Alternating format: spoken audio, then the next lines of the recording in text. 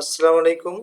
সুপ্রিয় নিবন্ধনধারী ও নিবন্ধন পরীক্ষার্থী ভাই ও বোনেরা, আশা করি আপনারা ভালো আছেন। আজ আমরা শাহবাগে লাগাতার কর্মসূচি ঘোষণা নিয়োগ প্রত্যাশী এনটিআরসি শিক্ষকদের, এটি আসলে 18তমদের জন্য কতটা ফলপ্রসূ হবে, না আসলে যে 18তমদের জন্য বিরোধী হচ্ছে, আমরা এই বিষয়ে আজকে আলোচনা করব।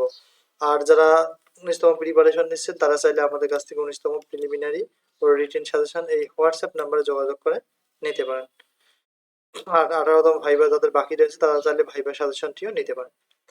শিক্ষক নিবন্ধন ও প্রত্যয়ন কর্তৃপক্ষ এনটিআরসিএ কর্তৃক 1 থেকে 5ম গণবিজ্ঞপ্তিতে শূন্য পদে যথাযথভাবে নিয়োগ না দেওয়ায় অভিযোগ তুলে লাগাতার কর্মসূচি ঘোষণা দিয়েছেন নিয়োগ বঞ্চিত নিবন্ধিত শিক্ষকরা।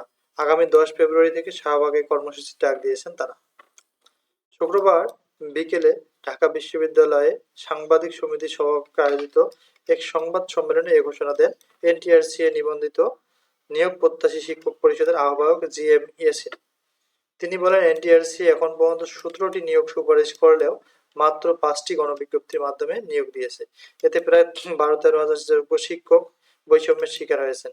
বহু নিবন্ধিত শিক্ষক একাধিকবার পরীক্ষায় পাশ করেও চাকরির সুপারিশ পাননি, অথচ কিছু লোক আবেদন ছাড়াই নিয়োগ পেয়েছেন।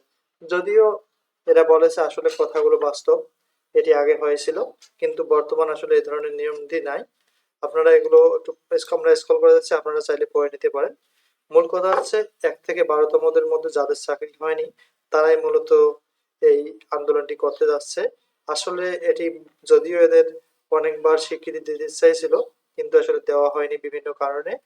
এটি আসলে এখন করলে কিন্তু যেটা 18তমদের জন্য একটু হলেও কষ্টকর হবে। তবে এটা হওয়া বলে তেমন সম্ভাবনা আমরা পাচ্ছি না এই মুহূর্তে। 1 থেকে 12তমদের আর নিয়োগ হবে বলে মনে হচ্ছে না। তাই 18তমদের জন্য এটা তেমন কোনো বাধা নয়। সকলের জন্য শুভকামনা। আমাদের চ্যানেলটি যদি টিপস গুলো ভালো লাগে অবশ্যই আমাদের চ্যানেলটি সাবস্ক্রাইব করবেন। আসসালামু আলাইকুম।